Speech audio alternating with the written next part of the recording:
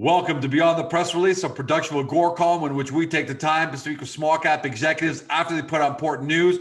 We should have called this segment Beyond the Many Press Releases, because Frank Carnevale, Chief Growth Officer at Universal Proptech, has been doing some amazing things over the last 30, 60 days. For those who don't know, the stock symbol trades on the TSXV venture under UPI, and for our friends in the US, UPIPF.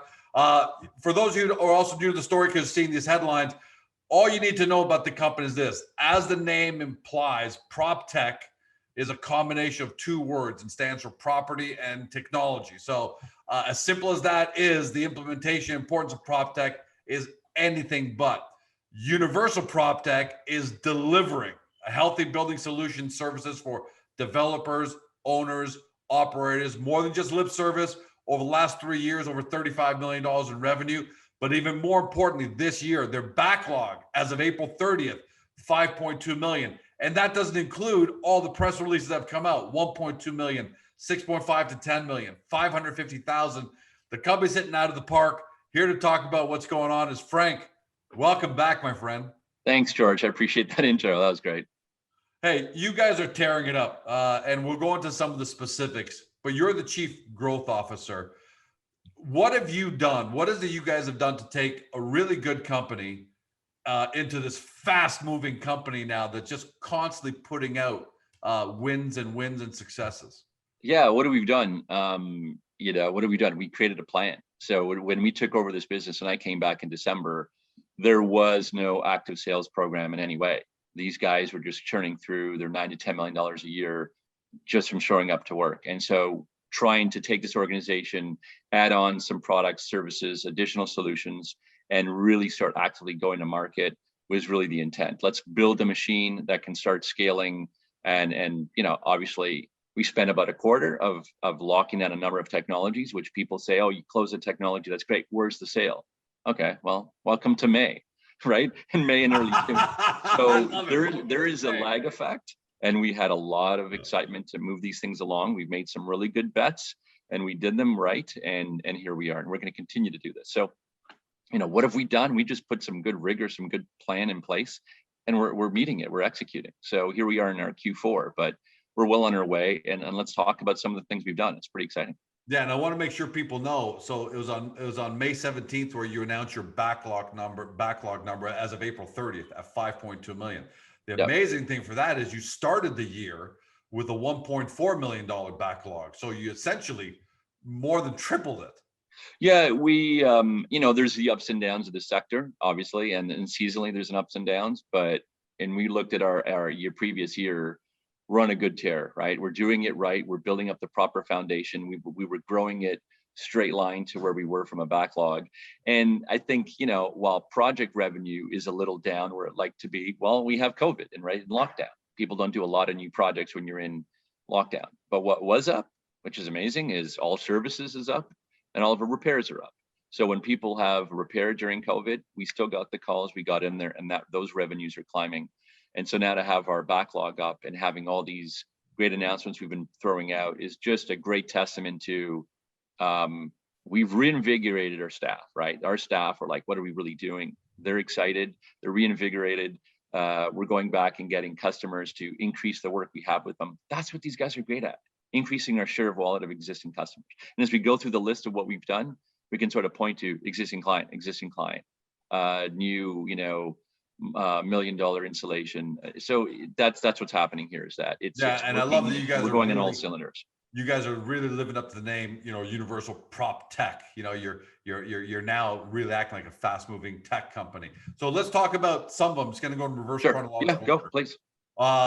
Received approximately $1.2 million PO from a Southern Ontario school board for mechanical installations. And it seems like from Chris Hazelton's quote, I'm just going to take an excerpt. We're pleased with our growing sales from the education sector. Is that vertical looking like it's going to be a good one for you guys? Because it seems like it's really growing fast. It is a good one. It's definitely growing. We've been particularly working it, obviously, with all the expected the funding, right, from the government on HVAC, on air quality, air purification. That the government wasn't exactly fast in getting the money out. And then there's a whole bureaucracy of running procurements, picking shortlist, and then awarding it. So we're starting to see it. But to put in perspective, I mean, even that 1.2, that's done in about less than 2 months, that's completed. So there's a lot of that has to go through. I think we're going to see a lot of increase of revenue. Well, I mean, all around, we'll see, hopefully we'll get our big piece of that and the profit that comes with it going into the winter, I mean, straight into the winter time. So throughout 2021, we'll see a lot of those procurements coming through and we'll continue to get our piece in that. So you're at that stage now where those big government budgets aren't just talk, they aren't just bills, but they've moved their way down and they're ready to be deployed. Yeah, how big, just for everyone at home to know, what kind of budgets just around Ontario or Canada, if you know, are being allocated for? I mean, there's hundreds of millions. Air purification. There's hundreds of millions in Ontario that's going out at least to schools. The challenge has been, and you know, we were having those conversations. It's not like they know I'm doing this with the money. They don't really know. And so they need to really, that's where a lot of our thought leadership comes in, have those conversations, show them what technology works better than another, what approach works better than another. So it's a lot of those, you know, how do we have those conversations to get more work in there? And getting this other school board the other day is about being in there doing, you know, several schools and doing rooftop units and installing various systems where we're now having those conversations and being part of, well, what are they considering for the next round? Another school board will come, you know, we're shortlisted, so we'll see what happens with that shortly. So, you know, it's definitely taking off. And, you know, just to even add to that, we brought in recently we brought in 2 new advisors to the business. And one is Dwayne Matthews, who's really a technology evangelist with the sort of technology in school boards and education. So that's gonna be a lot of fun for us to really engage school boards and education sector in conversations about, well, how the hell do you incorporate technology? How do you really make sure from a learning perspective and then from an environment perspective that they have what they need? And maybe to connect to some of the other stuff we're working on, indoor air quality is not going away. This is gonna be a critical piece. That indoor air quality is about technology, measuring it, how are you actually addressing it, who installs it, where do you install them? There's a lot of work to be had. And so this isn't just this year budgets. You think this is going to be the trend that's just going to continue? It's going to, well, kind of the new normal. You know, it's a bit of the Wild West. The new normal is something has to happen. I couldn't tell you 1 month to the next how they think it's going to manifest itself into actual deals or how the deals will look. And so we're looking out and saying, you know, there's other companies out there who have a very particular solution towards, say, you know, COVID testing in a facility, right? So air quality or something. Well, beyond COVID, whether it's flu season, the reality is that schools are going to be faced with, if we're going to put in infrastructure today, it's got to last long enough to cover what new virus is going to pop up. And, you know, take indoor air quality sensors. What virus can be detected with the sensors that are out there today? Not much. And so we're looking beyond this season and saying, where is it going to land? There's going to be indoor air quality. You're going to have indoor air quality sensors that can really measure and identify, you know, viruses in a very good range. You're going to have these sledgehammers of UVC ultraviolet technologies that can destroy them on a moment's notice. And so we're living in a world where buildings cannot operate with 100% fresh air. They can't. One, it'll be so expensive from heating and cooling that school boards will be able to shut down schools. They can't afford it. Yeah, of course. Right. And it ain't going to be going back to a 30% level of fresh air for a building, which is where we were prior to the pandemic, because that's just not going to cut it from enough clean air in these facilities. Somewhere in the middle, we'll be using artificial intelligence, new technologies to monitor, to measure, to turn equipment on and off. That's a new reality. And we're betting on a number of technologies and partnerships that will allow us to have our piece in that. And you're going to see a lot of these announcements we've had are all leading towards that. Yeah, and you're not just betting; you're winning, right? It's not as if you're hoping. No. I mean, I think everyone from a technology perspective, right, in these businesses, they're picking their winning technology that they want to go with.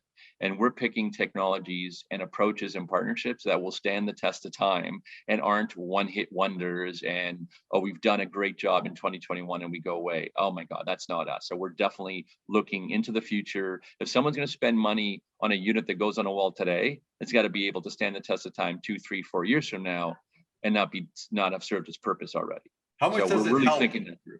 How much does it help when you go? Because I could assume you're going after some pretty big budgets out there. So how much does it help that you can say, hey, school district A, school district B, we've got the University of Toronto, we've got Canada Post. we've got the government of Canada, and on Yeah. and on as customers. Yeah, I mean, it's really hard to say, but say one school board that recently put out an announcement was, it's going to be between $6.5 and $10 million worth of product, right? Product and installation. So, and that is a average, maybe above average school board. So yeah, there's a lot of work to be had, and they will have a tough time getting enough people to execute that work and install it. And that's where we come in, and we keep seeing the opportunities of, even if we're not getting the sale on the equipment, we'll get the work on the install and the servicing. So we always have our buckets we can make revenue from and profit from, and we have to be very smart as to how we strategically go about it. And on that note, June 7th, UPI announces purchase order value range between $6.5 and $10 million for indoor air quality equipment. Yep. What was that deal for? And then explain the economics behind it, because you guys are earning the so $500,000. So we picked up a distributor relationship with certain customers for indoor air quality, right? So air purification systems. And in this case, everyone wanted to make sure we didn't reveal all the details about it. It's a pretty big procurement.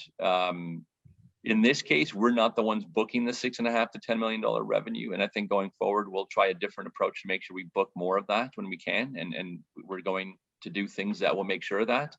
But, basically a $350,000 to $500,000 check coming in the door. And that's going to be income. You're booking that as that's going to be income. That is gross profit right there. Yeah, that is, so again, from that perspective, we'd like to obviously have more gross revenue in, but if we're improving our earnings that much better, I don't think people are going to complain about that too much. I think that's but do you that expect one more of those kind of deals to, what I know you can't be specific, but do you are these one-off outliers? Like, hey, you finally got one? No, I don't think it's an outlier. I think the only thing I can say is it's difficult to get a lot of these buyers to act in a similar way. This is the Wild West. No one knows what the answer is coming out of COVID and dealing with it, even going into the September season for campuses, for schools. We're only now, think of it this way. Every building owner, commercial building owner, school board, campus, they've all been thinking in terms of, okay, wait, who's in our building right now, right? School shut down, campus is shut down, no one's in them. And so now there's a big plan of what happens in September, where we're going to be with all the vaccines, what's needed to be done going forward from air quality. And think of, government facilities now taking people into them. Every commercial building that's been shut down, Oxford, take your pick, they're going to invite people back in, say, September. What are you doing in those buildings? And all of those projects, those capital projects, those expenditures of different technologies, a lot of them are sitting there waiting to be had. And so I think there'll be a lot more to come through. Absolutely. I couldn't tell you in what machination they all come through, but we're going to be doing our best to make sure we're getting our piece of the pie. Yeah, they're ready. They're ready to hit the switch on those. They're just trying to figure out when people are going to start coming back, so they don't pull the trigger too early, I guess. And it's still a bit of what? I mean, there's so many technologies out there. No one's landed on, it's got to be ultraviolet, or it has to be ionization, or what I would say in the coming months or year will be, whoever hasn't done those things will then say, well, let's monitor the air. Let's actually do indoor air quality monitoring and figure out if actually we have a problem. And then can we do solutions that can solve the issue when they pop up, and not assume that every room is going to need a very expensive piece of equipment. So, we need to go roll with the punches, understand where the market's going, but definitely we believe this. When I started back in December, where we were then and where we are today, that COVID and post-COVID environment will require a very significant strategy and approach by any building organization, right, that operates buildings. Will need to know, what are we doing that, never mind, cleans the air and make sure that people have clean air, and that their parents believe it and students believe it and users believe it, but are they doing enough to mitigate risks if someone gets sick? Are they doing enough from an insurance perspective? So something is going to happen in all these buildings. I couldn't tell you what, but whatever it's going to be, we're going to have a solution for it. And is it safe to assume that it's not a case of it's not a case anymore of, I wonder if I should spend, I don't know if they're gonna spend. It's just they just need to figure out their solution, but the money's going to be flowing, right, for a long They all time. have to do something different. Right. What they did before and all these commercial buildings were operating at 30% fresh air, which is a way to sort of keep their energy costs low. You don't want to take the heat that you just generated in your building and release it at 100% fresh air. It means you're constantly heating and reheating and reheating. Your bills are going to go through the roof. So that is not sustainable to stay at 100% fresh air level. And so if people are now going to be coming back into those buildings, what is that level? What equipment do you have that allows you in sophistication to even manage that level better, but to the point where you're not getting complaints, you have certification, and that you've done enough to mitigate you being sued? Let's think about it. That's what's likely going to happen. And to attract customers. What's the new because level, people are right? worried about coming to your building. They're not going to be tenants there. So you've also got to just do it from a biz dev, provide George Com with enough information to give my staff, say, hey, we're going to be good in building A. The dust hasn't settled on all the that. technologies that have won the day. The dust hasn't settled on what the strategy is, but they are all going to spend money because they have to. There's really no choice. I like this press release, June 1st, $550,000 award for building automation for Toronto Film Studios. That tells me more than just the number. Film production is also something else that's been, really, really minimized over the last year. Yeah. That's going to explode, right? Is that a new vertical? Do you expect more to be coming So, out? it's interesting. I do expect more. There's a lot of other opportunities out there, but that one, if there's, it shows. One thing I've been trying to say to people in the last few months is that we hit singles and doubles all day long as an underlying business. And this is more conveying to people how we hit those singles and doubles. They may not all be home runs like, our AI COVID testing technology, but people need to know what we are as an underlying business, and considering, we're undervalued compared to our comparables, we're hitting those singles and doubles. Unlike other people that maybe are struggling to generate revenue, we're hitting revenue. We're actually getting earnings. And so that's important for people who look at our stock to understand what we are in our company and what we're really trying to do here. So that announcement, yes, it's great to get project work than just services work. But the one thing people should pick out of that as well, other than the number, is we set out a few months ago to say, we need to show and demonstrate growth with our existing customers. How do we increase share of wallet? How do we get more out of the people we already do work with? And here we are, an existing customer. We service their site and their many studios, and all of a sudden we get massive expansion growth with their expansion of their studios. So that's a good sign if people are continuing to use our business as they grow themselves, and that should show, we take it seriously. We do a pretty good job keeping our customers happy. And Frank, a lot of people don't know this, so maybe you just might want to touch on it. People think filming is in Hollywood, and it is, but film studios in Toronto are massive. Right? I mean, they're massive facilities. 2 million square foot facilities. Yeah. They're massive facilities. I mean, they're not a lab, but you could think about it. The challenges you have, they're almost like convention centers. The challenges you have is that when they're not being occupied, you got to shut down those things as fast as you can and as well as you can, because otherwise it's wasted money, right? It's when they're in operations, you got to make sure you're running smoothly and everything is being managed. Even air conditioning. I've seen studios where air conditioning is being pre-cooled at night and creating ice because you can't have fans spinning when you're doing recording during the day and you hear that hum in the background. So they're more sophisticated type facilities, and the fact that we have them is consistent with what we have: sophisticated facilities for the federal government, quite sensitive facilities. And so we do a pretty good job at managing more than just your typical building automation system. But from a film perspective, there are other ones in the GTA, in the Greater Toronto Area, and there's tremendous opportunity to grow that segment, and we'll continue to put some pressure on that. And look, when you're making those presentations, if you can slip in maybe a little quick video reel of me, and say, I'll do it. Yeah, if they need I'm a sure kind they of already have reels of you, Greek George. dad guy, I'm the guy.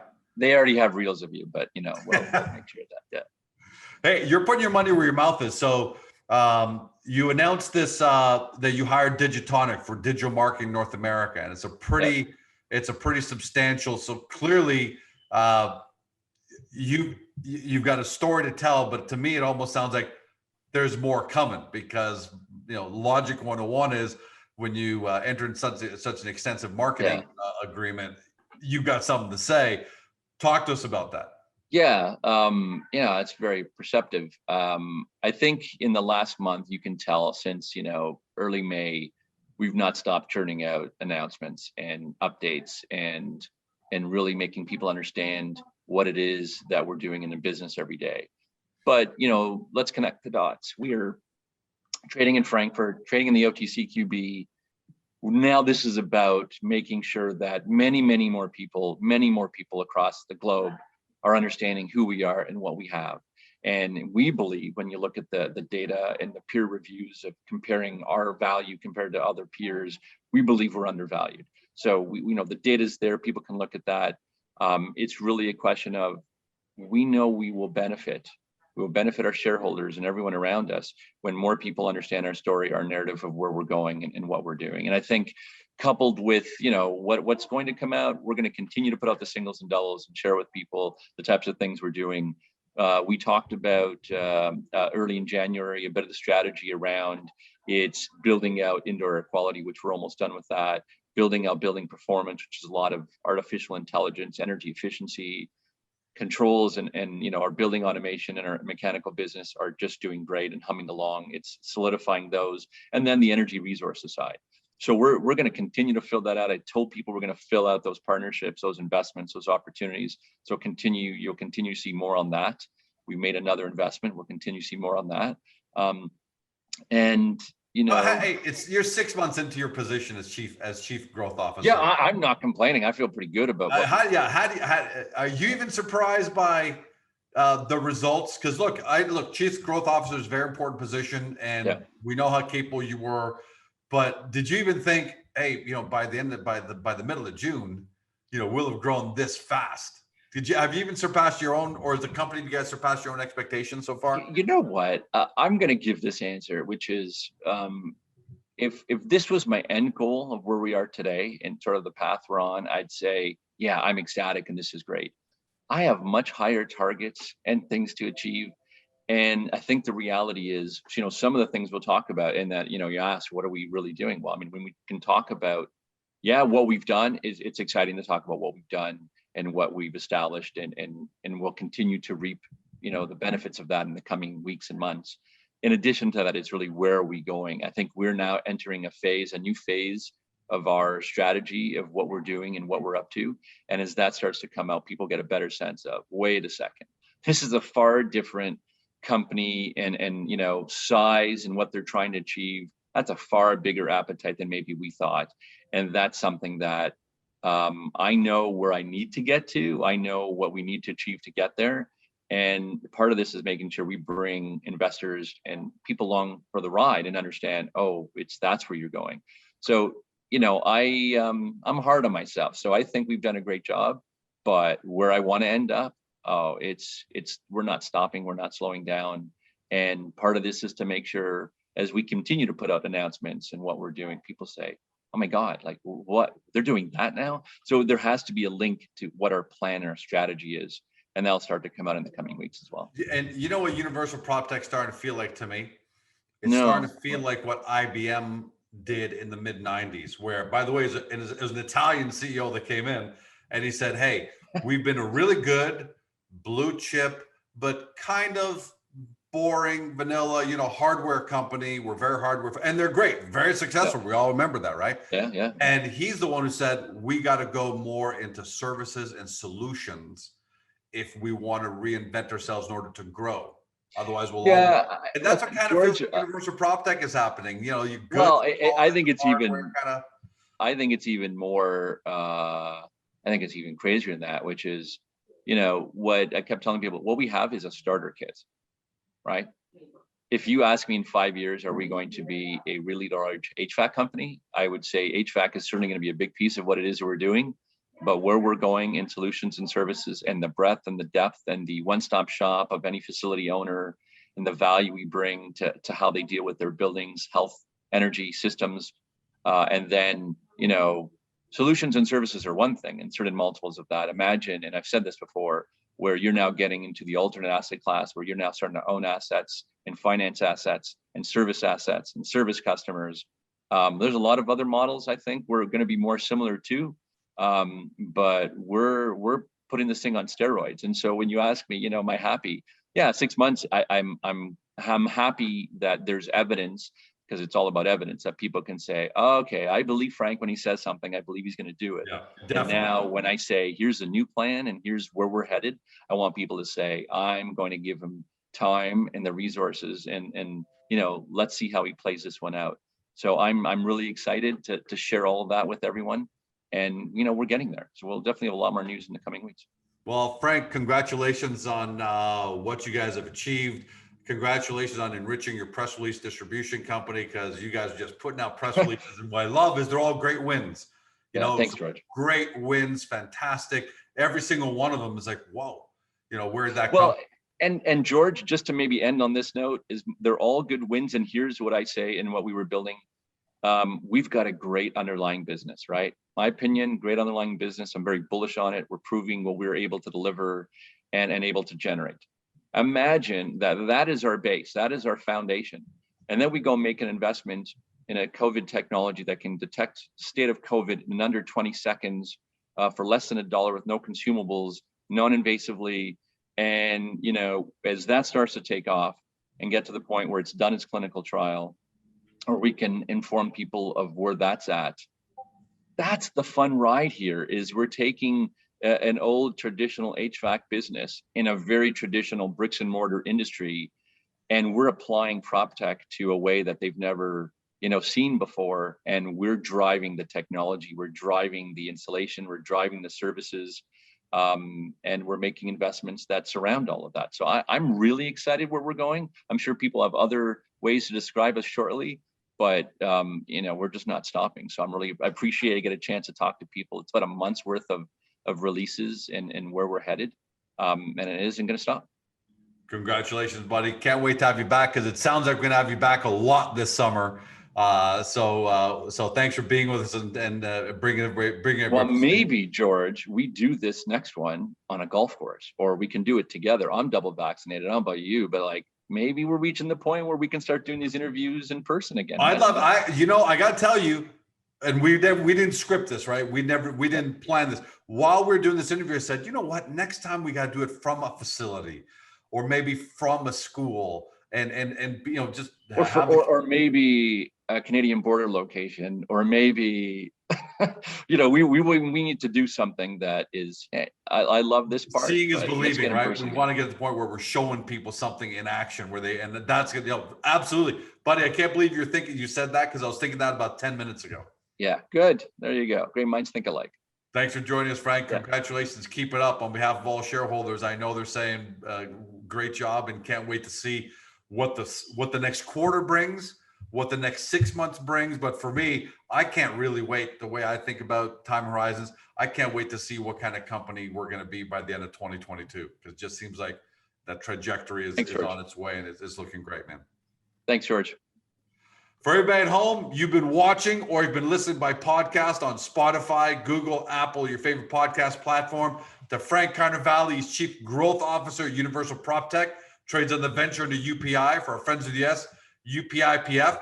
For those who are new to the story and you want to do your due diligence because you heard great things from Frank, first start off at the company's profile page on Agoracom, because there's so much going on with UPI that we give you a great 10,000 overview, nice summary to understand all aspects of the business, and then do your deep dive. You can see it right above Frank, universalproptech.com. Get there to do your deep dive due diligence. You know the trends. You know what's going to happen in buildings. You know what's going to be needed. All you got to do is to find out for yourself how you think Universal Proptech is going to do and perform. You know how we feel, but we can't make the decision for you. Have a great day. Don't say we didn't tell you so. See you next time.